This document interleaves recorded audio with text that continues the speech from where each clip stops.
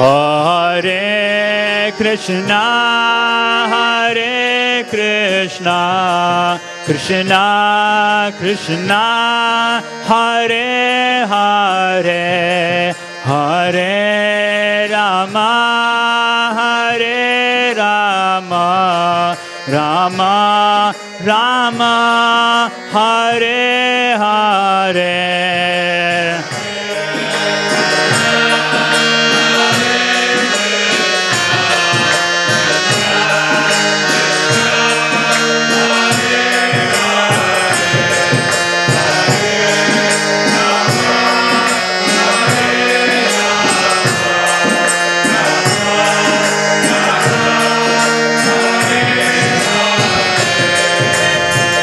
Hare Krishna, Hare Krishna, Krishna Krishna, Hare Hare, Hare Rama, Hare Rama, Rama Rama, Hare Hare.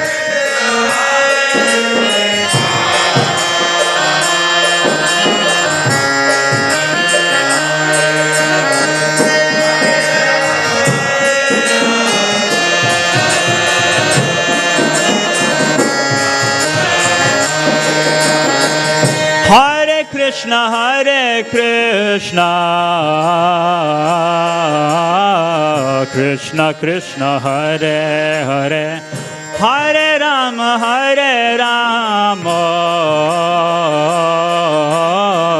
Rama Rama, Hare Hare.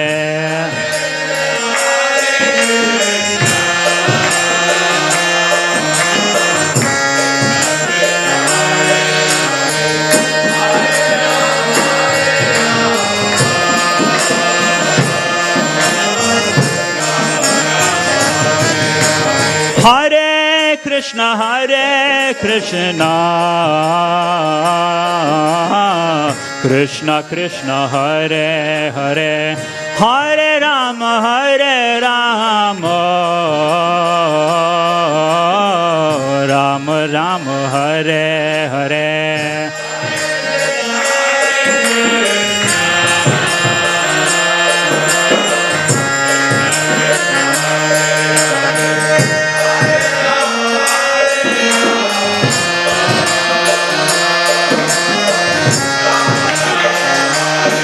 Hare Krishna, Hare Krishna, Krishna Krishna, Hare Hare, Hare Rama, Hare Rama, Rama Rama, Hare Hare.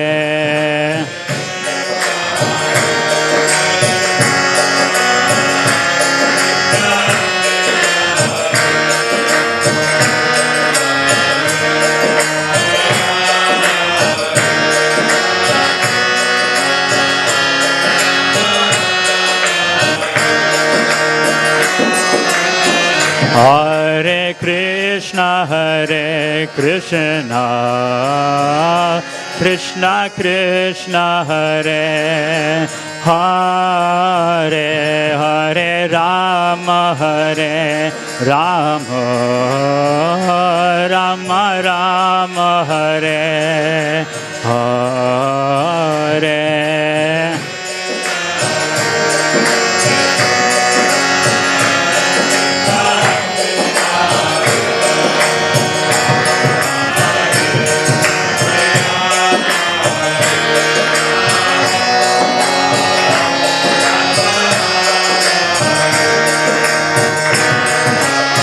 Hare Krishna, Hare Krishna, Krishna Krishna, Hare Hare, Hare Rama, Hare Rama, Rama Rama, Hare Hare.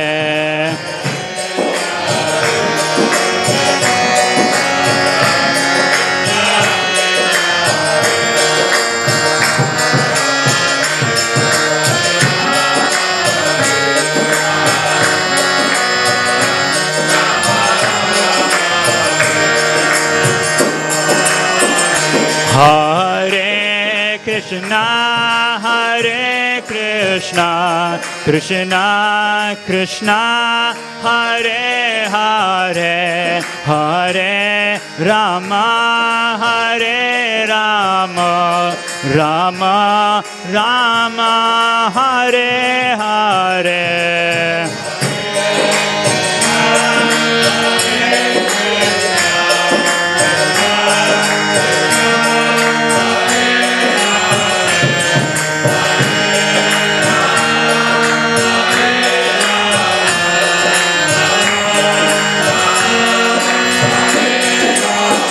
Hare Krishna, Hare Krishna, Krishna Krishna, Hare Hare, Hare Rama, Hare Rama, Rama Rama, Hare Hare.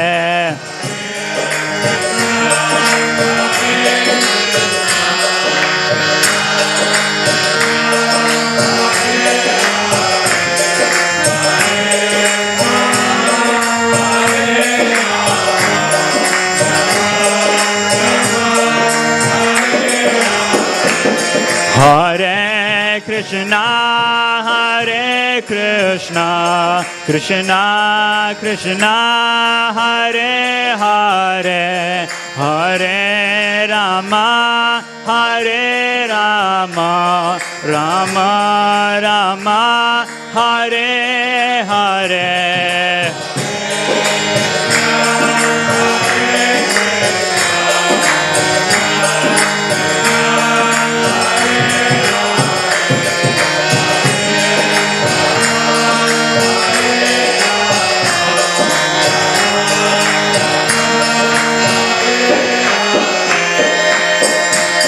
Hare Krishna, Hare Krishna,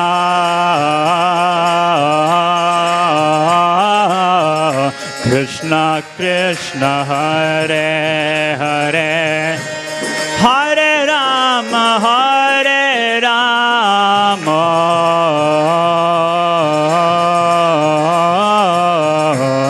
Rama Rama, Hare Hare.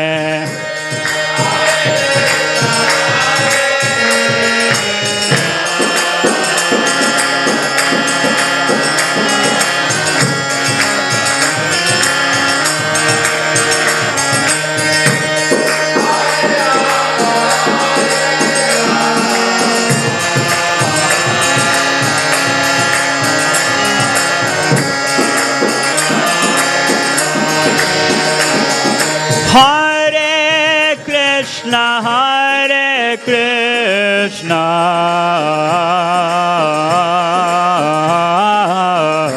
Krishna Krishna, Hare Hare, Hare Rama, Hare Rama,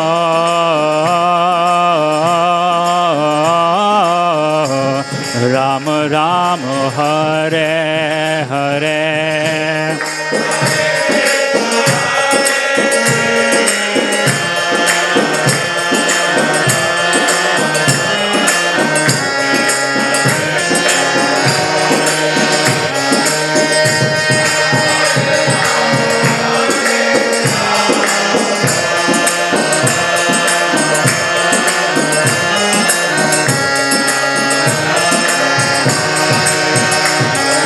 Hare Krishna, Hare Krishna,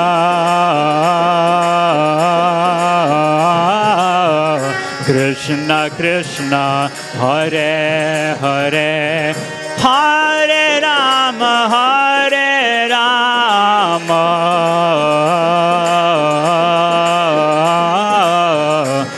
Rama Rama, Hare Hare.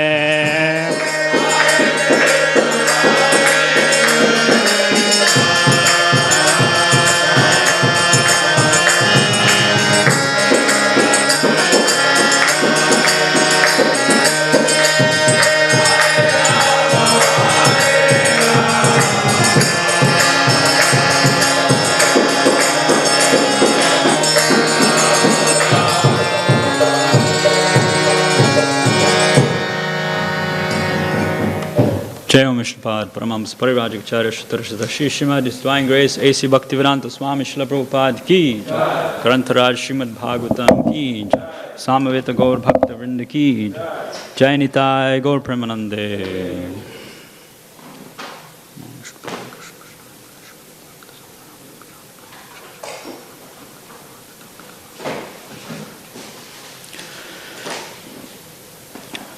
Om Namo Bhagavate Vasudevaya. Om Namo Bhagavate Vasudevaya. Om Namo Bhagavate Vasudevaya.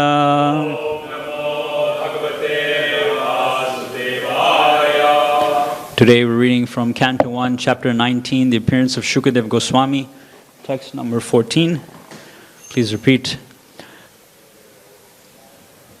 Tasyeva meghasya paravaresho.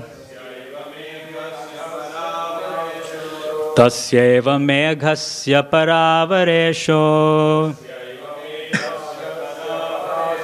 Vyasakta chittasya griheshva bhikshnam. Vyasakta chittasya griheshva bhikshnam.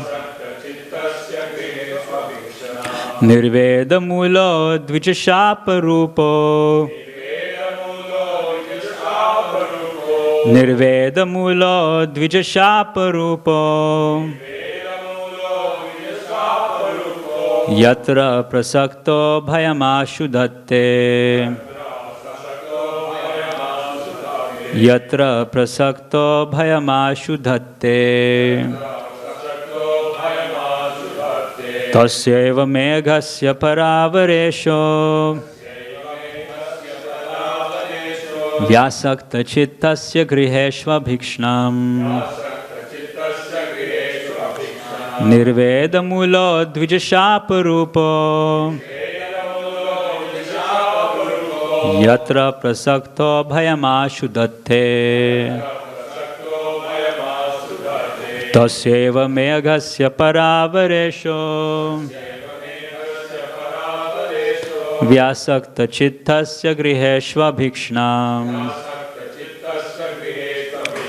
Nirveda mulo dvijashapa rupo.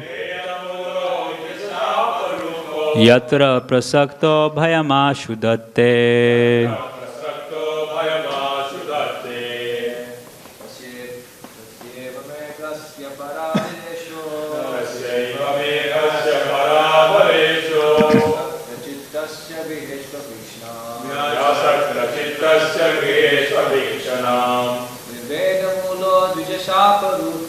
Nirveda mulo dvijashapa rupo. Yatra prasakto bhayamasu dhatte. Tasyeva meghasya paravaresho. Vyasakta chittasya griheshva bhikshanam. Nirveda mulo dvijashapa rupo. Yatra prasakto bhayamasu dhatte. Tasyeva meghasya paravaresho. Vyasakta chittasya bhikshnam. Nirveda mulo dvijashapa rupo. Yatra prasakto bhayamashu dhatte. Madhajis.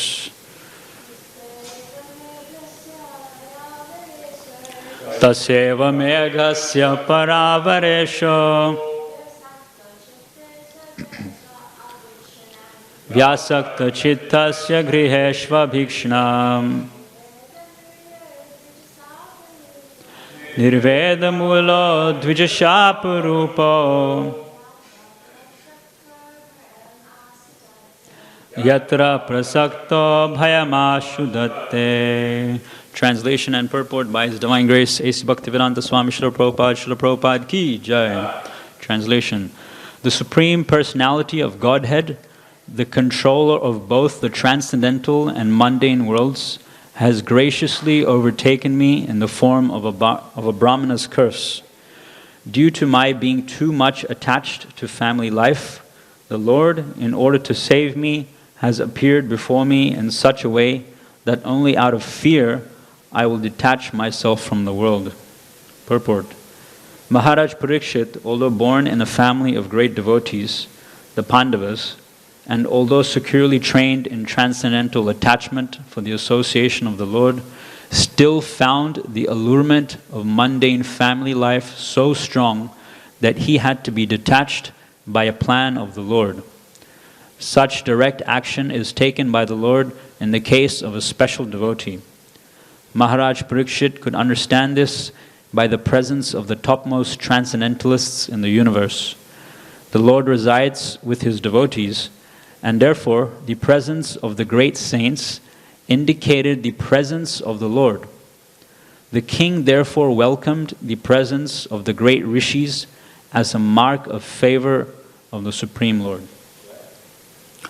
Om Jnana Timirandasya Jnananjana Shalakaya Chakshun Militam Yena Tasmai Shri Gurave Namaha Shri Chaitanya Manobishtam Stapitam Yena Bhutale Swayam Rupa Kadamayam Dadati Swapadantikam Vandeham Shri Guru Shri Yuta Padakamalam Shri Gurun Vaishnavamshcha Shri Rupam Sagrajatam Sahagana Raghunathanvitam Tam Sajivam Sadvaitam Savadutam Parijana Sahitam Krishna Chaitanya Devam Shri Radha Krishna Padan Sahagana Lalita Shri Vishakhanvitamscha He Krishna Karuna Sindhu Dinabandho Jagatpate Gopesha Gopika Kanta Radha Kanta Namostute Tapta Kanchana Gaurangi Radhe Vrindavaneshwari Vrishabhanu Sute Devi Pranamami Hari Priye Vancha Kalpatarubhyasya Kripa Sindhu Bevacha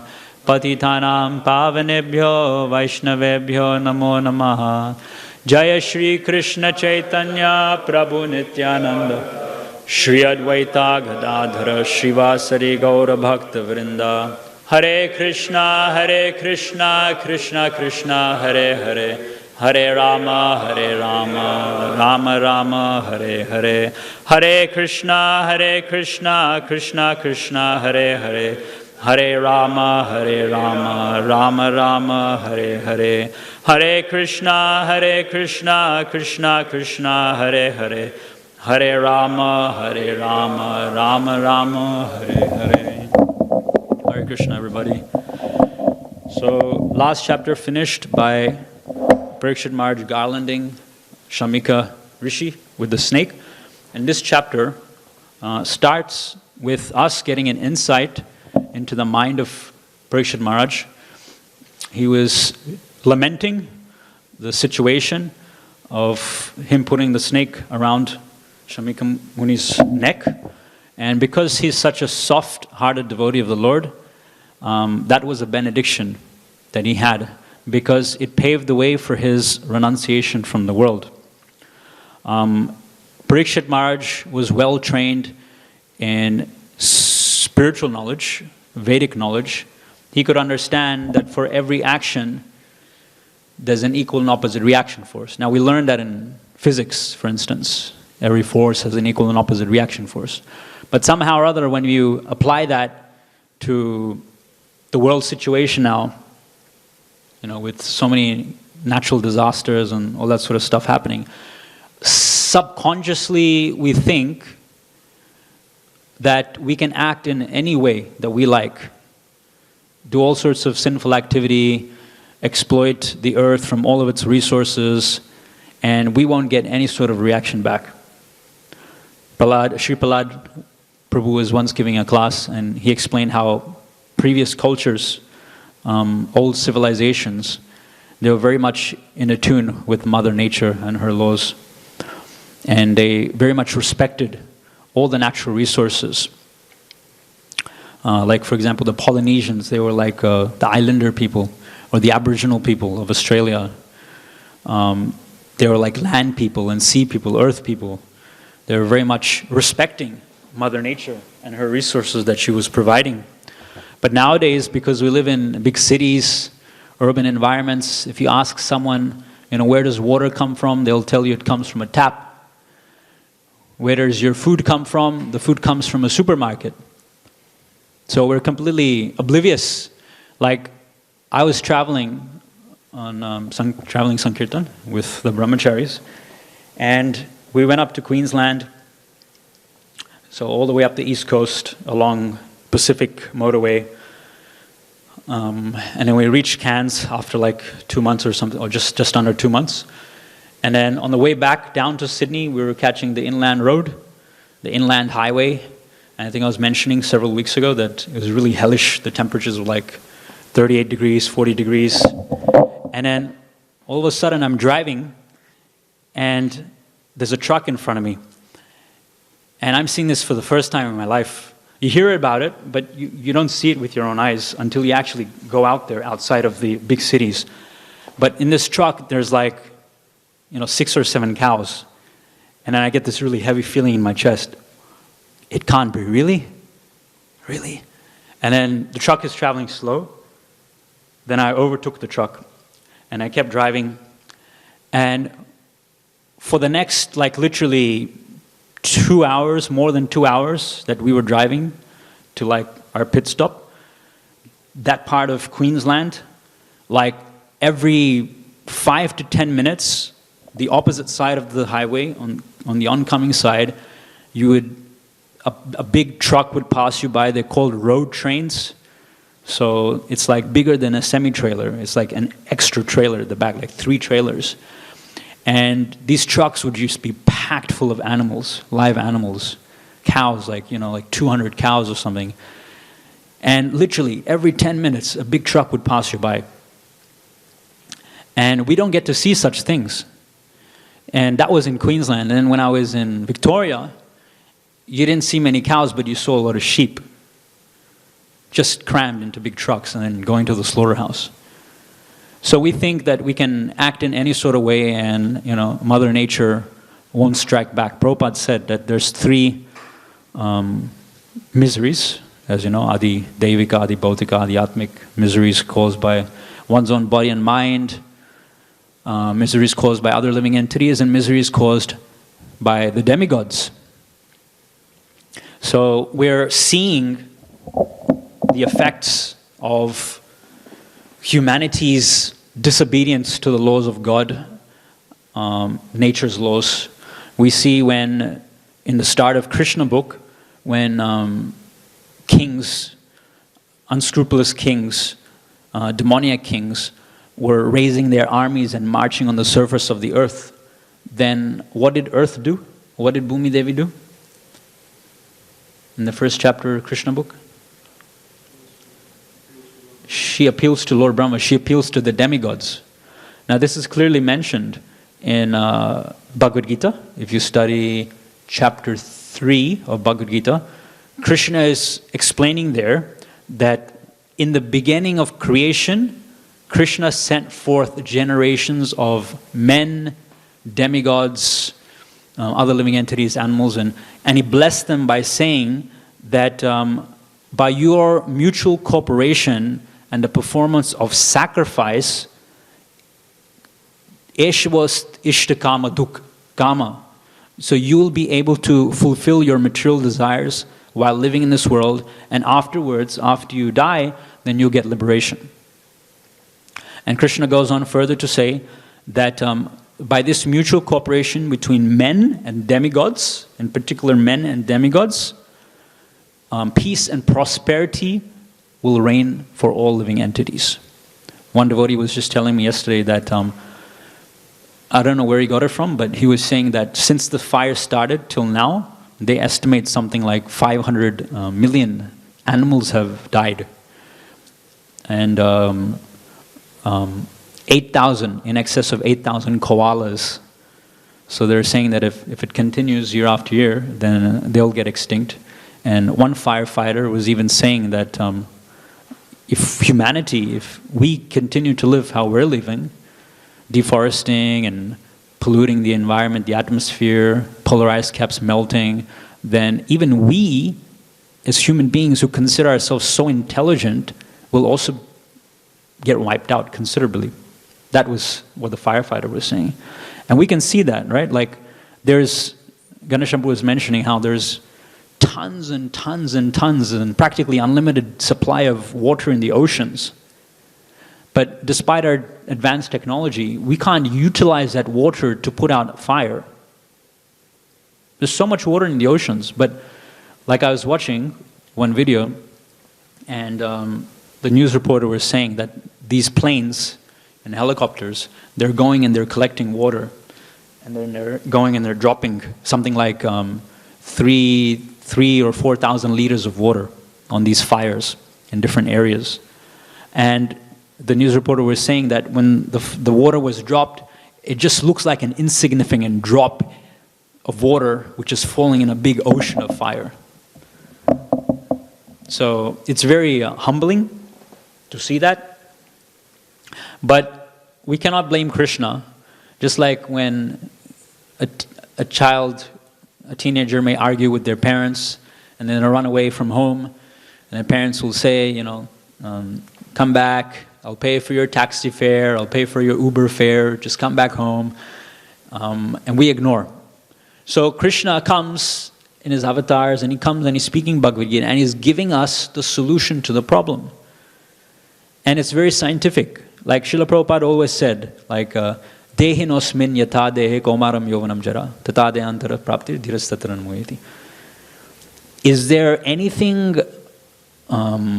fanatic, or is there anything which is a religious sentiment when Krishna says that the embodied soul undergoes changes of the body from boyhood to youth to old age? Is that only for a certain religious class of people that happens, or is it only for the Christians or the Muslims that we see that, or the atheists? No. This happens to every single living entity, regardless of what your material designation is. So Prabhupada used to say that this Bhagavad Gita is not some speculative book. It's not some book for a certain class of people. It's very scientific. Krishna is speaking science. It's science of the soul. So similarly, in the 3rd chapter, after these verses that I just mentioned about men and demigods cooperating, Krishna further says, and he gives the solution to the problem. Mahavishnu Maharaj was mentioned that as well. What is that verse? Living beings subsist on food grades. Thank you. Annad bhavanti bhutani parjanyat anna sambhava. Right? So, and then the next verse is Yagyat bhavati parjanya yagya karma samudbhava. So let's look at these 4 lines. Krishna is saying that all living beings subsist on food grains. Is that a scientific fact? Yeah.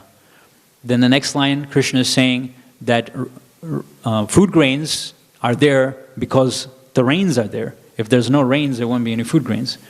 That's a scientific fact as well.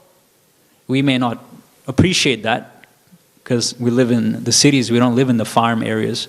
There's a big drought going on and farmers are crying. They're lamenting the situation. But we don't appreciate that because we don't see that. So these 2 lines are very scientific. Living beings subsist on food grains, and food grains are dependent on rainfall. So if we consider these first 2 lines scientific, then it would only be logical to consider the next 2 lines to be scientific as well. And Krishna says that the rainfall is dependent on the performance of sacrifice. And sacrifice is dependent on first following your prescribed duty, your karma, according to Varnashram Dharma. So we're seeing here about the downfall of Varnashram system. So the very means of organizing society for the pleasure of Krishna, svanushthitasya dharmasya samsiddhir haritoshana, to please Hari, that system of Varnashram which Krishna created has been destroyed from the top down. And as a result, people don't know what is sacrifice. When we have a society which is secular, which completely gets rid of the concept of God, God is someone mythological, then when we are faced with disaster, we can only come up with material solutions to material problems, and that doesn't solve anything. Material solutions to material problems is just like adding fuel to the fire. We're still bound by our karma. Karmani nirdhati kintucha bhakti bhajam. By worshipping Govinda, he gets rid of the seeds of karmic reactions to the work and activities that we've performed. So we see a big difference. Like yesterday, Nityananda Prabhu was explaining how in nowadays, when we're living, if we have a house which is near to a hospital, we consider that a very great facility. Oh, if I get a heart attack, if I get sick, I just have to drive 5 minutes down the road and I get treated by the doctors. So we consider it to be very nice. But in Vedic times, if you were living in an area, in a proximity where there was doctors, not doctors, like a hospital, then people considered that area to be a sinful area because it was an area of rogis, and because they're living unregulated lifestyle, sinful lifestyle, that's why people in that particular area are falling so much sick. So there's a vast difference between today's culture and the previous culture, where great Rajarishis were ruling. Parikshit Maharaj knew exactly what to do when he was faced with death. When death is coming, what does he do? Shrinatam Sukata Krishna Punya Shravana Kirtana Hridyantasto Abhyadrani Vidunoti Surat Sitam. Because throughout his lifetime, he has practiced searching out Krishna, hearing about Krishna's glories. Krishna from within his heart told him, okay, now your death is there, go to the bank of the Yamuna, sit there, fast till death, give up all material necessities. Shrinvanti Gayanti Nandanti Smaranti Nandanti Tave Hitum Jana Taiva Pashyati Acharena Tavakam Bhava Pravaho Paramam Padambujam Vipada Sanduta Shashvat Tatra Tatra Jugat Guru Bhavo Darshanam Yatsad Apunar Bhava Darshanam. Queen Kunti is praying that when calamities come, the devotee takes it to be a benediction. And what does the devotee do? Shrinvanti Gayanti Grananti Abhikshnasha. Abhikshnasha means constantly, continuously. What? Shrinvanti Gayanti. Hearing and chanting the glories of Krishna. And an interesting thing Queen Kunti is saying is smaranti, so hearing, chanting, and remembering, right? But then also tave hitam jana. She's saying that such devotees take pleasure in seeing other people do the same thing as well. Tayava pashyati acharena tavakam. Acharena means very short time. Bhava pravaho paramam padambujam. They won't see the material world anymore, but they'll see Krishna's lotus feet. So that's why spreading transcendental knowledge is very important.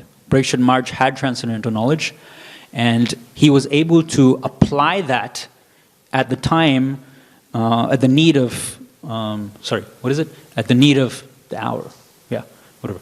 When he needed it, he was able to apply that knowledge. And Krishna says at the end of the 4th chapter of the Bhagavad Gita, that is one of the benedictions, one of the advantages of having transcendental knowledge. The first advantage of transcendental knowledge is that one sees that all living entities are part and parcel of Krishna. Yaj kyatva na punarmoham evam yasyasi pandava yena bhutani asheshani drakshasi atmani atomai. Krishna is saying, drakshasi, you'll see, atmani atomai, that all living entities are part and parcels of me. So if you see all living entities as part and parcels of Krishna, as related to Krishna, then you won't exploit other living entities. You won't open up big slaughterhouses to kill all these living entities. You'll see them as creatures of God, and they also have a right to live, and you'll respect all living entities, as is mentioned in Bhagavad Gita. Vidya Vinaya Sampane Brahmane Kavihastine Shunichaiva Shupakacha Pandita Samadarshina.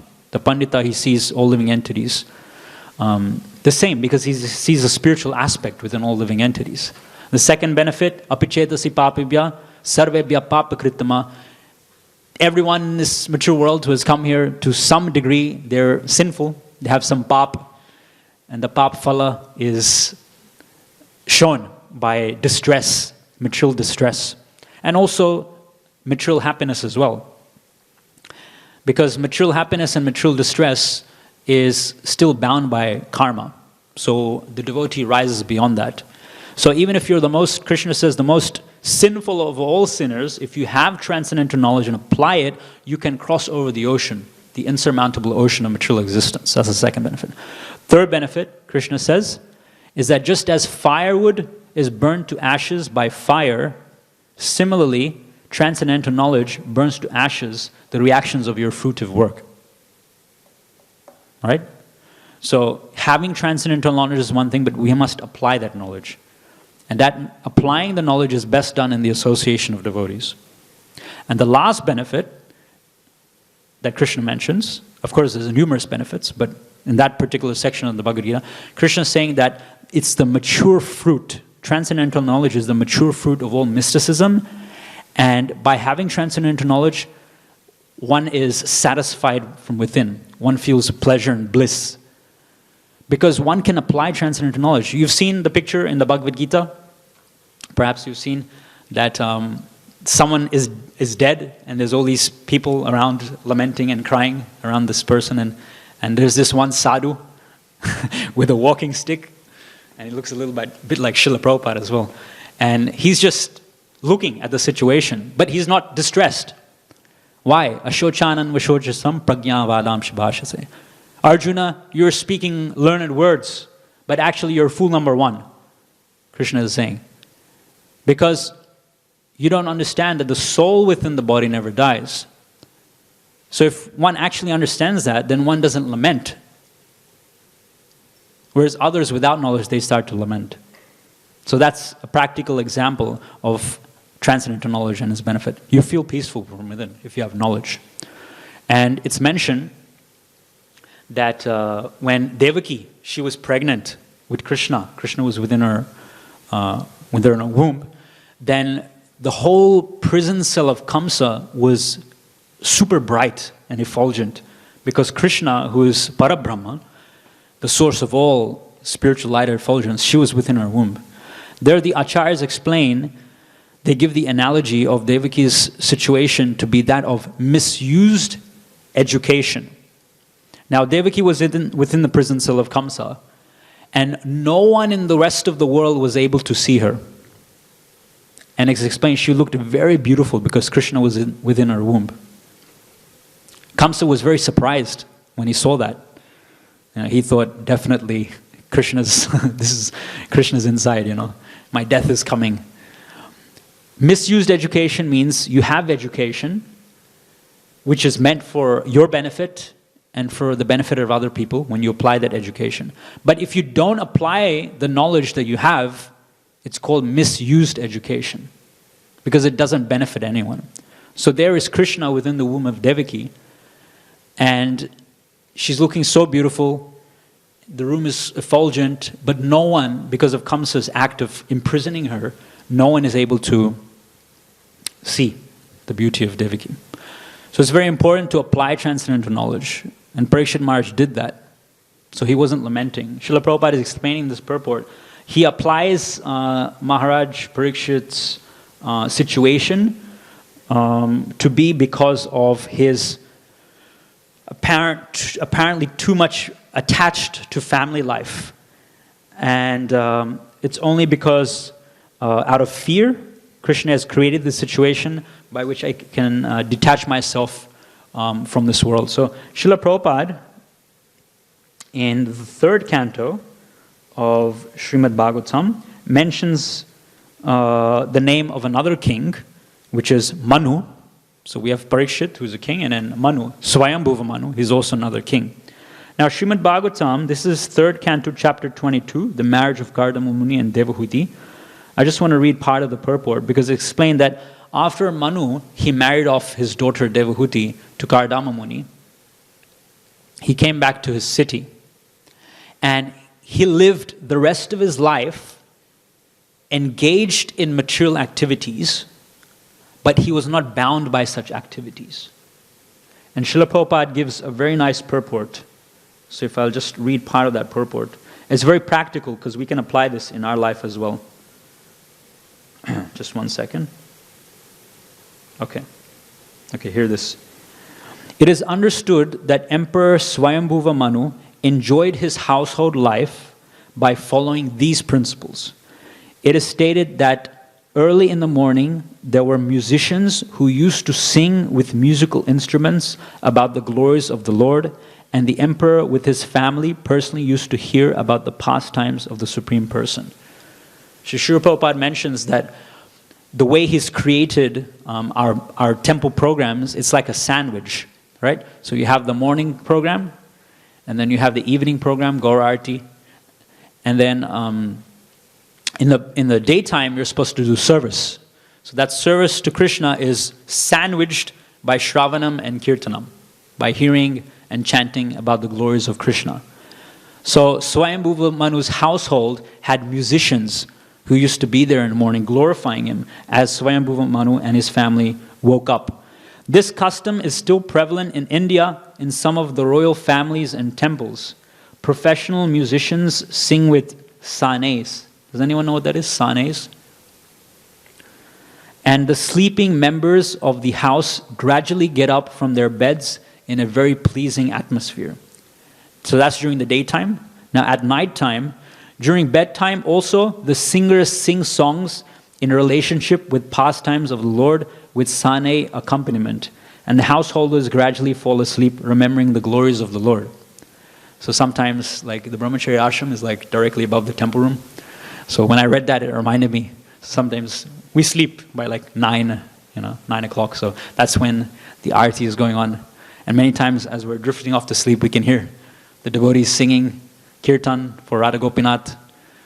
And we're fortunate to be able to listen to the Kirtan as we drift off to sleep. In every house, in addition to the singing program, there is an arrangement for Bhagavatam lectures in the evening. Family members sit down, hold Hare Krishna Kirtan, hear narrations from Srimad Bhagavatam and Bhagavad Gita, and enjoy music before going to bed. So Swayambhuva Manu was enjoying life in the material world, but he was doing so in relation to Krishna. He was enjoying. Devotees are enjoying. There's music. You can buy nice clothes and wear nice clothes, but come to the temple and wear them for the pleasure of Krishna. You can cook nice food, but offer it to Krishna. Sing nice music, hear nice music, but it should be pleasing to Krishna. The atmosphere created by this Sankirtan movement lives in their hearts. And while sleeping, they also dream of the singing and glorification of the Lord. So Prabhupada said, if you read Krishna book, the glories of Krishna, before going to bed, then you may eventually start to dream about Krishna as well. So you can practically apply that. In such a way, perfection of Krishna consciousness can be attained. Prabhupada is saying this practice is very old, as learned from this verse in Srimad Bhagavatam. Millions of years ago, Swayambhuva Manu used to avail himself of this opportunity to live householder life in peace and prosperity of a Krishna conscious atmosphere.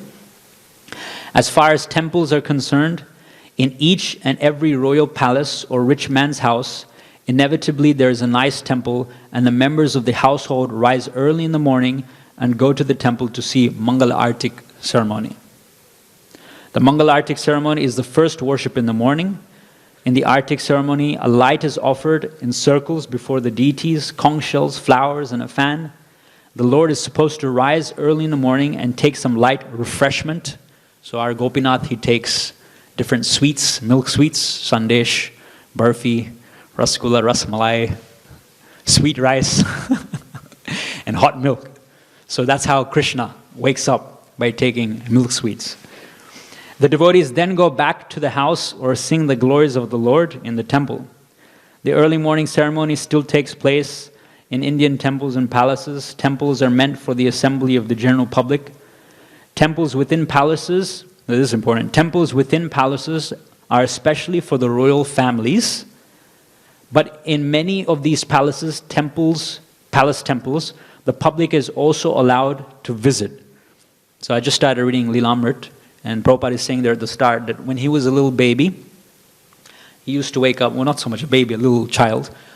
Prabhupada is saying that when he woke, he used to hear the ding, ding, ding, ding, ding sound of his father doing arti from the bell. So he used to wake up by that sound, and then he would pay obeisances. So just right from childhood. The temple of the king of Jaipur is situated within the palace, but the public is allowed to assemble. If one goes there, he will see that the temple is always crowded with at least 500 devotees. So at least 500 devotees you'll see in the temple, in the palace of Jaipur. So that's the palace of Jaipur. Can you imagine Swayambhuva Manu's palace? He's the emperor, not of Jaipur, but he's the emperor of the entire Bhumandala. Can you imagine? Each time he would go for Mangalarti, how many thousands, maybe millions of people would be there for Mangalarti? So the purport is long. It's 3rd canto, 22 chapter, verse 33. It's a very nice purport. You can read it. But Parikshit Maharaj, he grew up and lived his life in such an atmosphere, such a pleasing atmosphere, Yukta Vairagya. So he was able to engage his royal opulence in the service of Krishna, so that when the time came for him to renounce, he knew exactly what was the prime duty of his life, which was to hear the glories of Krishna, Ante Narayana Smriti, at the time of death. So I'll stop there. Thank you very much. Karantaraj Srimad Bhagavatam ki jai, Srila Prabhupada ki jai.